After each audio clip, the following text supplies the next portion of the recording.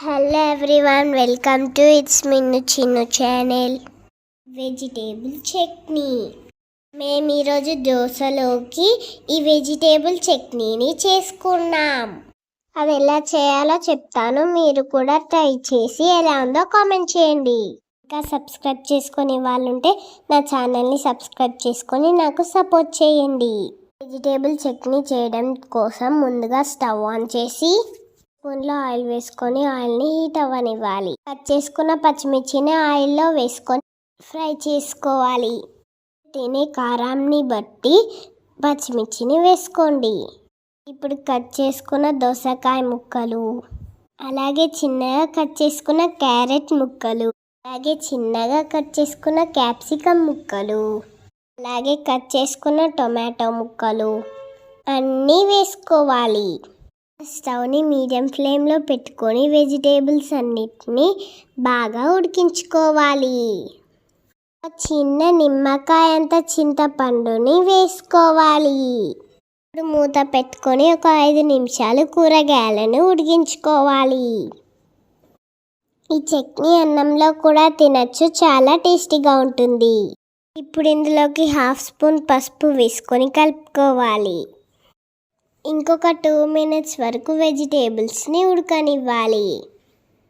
Vegetables కొంచెం soft అయ్యేంత వరకు ఉడికించుకుంటే సరిపోతుంది. ఇప్పుడు స్టవ్ ఆఫ్ చేసి చల్లారనివ్వాలి. చల్లారిన తర్వాత మిక్సీ జార్ తీసుకొని మనం బాయిల్ చేసుకున్న వెజిటేబుల్స్ అన్నీ మిక్సీ జార్లో వేసుకోవాలి. ఒక 4-5 వెల్లుల్లి రెబ్బలను వేసుకోవాలి. 1/2 స్పూన్ జీలకర్రను వేసుకోవాలి. అలాగే ఒక 1 స్పూన్ వరకు సాల్ట్ వేసుకోవాలి. ఇవన్నీ వేసుకున్న తర్వాత ఒకసారి గ్రైండ్ చేసుకోవాలి. గ్రైండ్ చేసుకోవడం అయిపోయింది. ఇప్పుడు తాలింపు వేసుకోవాలి. దానికోసం ప్యాన్ పెట్టుకొని ఆయిల్ వేసుకొని ఆయిల్ హీట్ అయిన తర్వాత జీలకర్రను, ఆవాలను, కట్ చేసుకున్న ఎండుమిర్చిని, ఒక 1/2 స్పూన్ ఇంగువ, కరివేపాకును వేసుకొని వేయించుకోవాలి. ఒకసారి కలుపుకొని కరివేపాకు వేగేంత వరకు వేయించుకోవాలి. ఇప్పుడు ఒక 1/2 స్పూన్ పసుపు వేసుకొని కలుపుకొని స్టవ్ ఆఫ్ చేసుకోవాలి. తాలింపును చట్నీలో వేసుకోవాలి. అంతే, మన టేస్టీ వెజిటేబుల్ చట్నీ రెడీ అయిపోయింది. ఎప్పుడు దోశలోకి పల్లి చట్నీ కాకుండా ఇలా వెజిటేబుల్ చట్నీ చేసుకొని తినండి.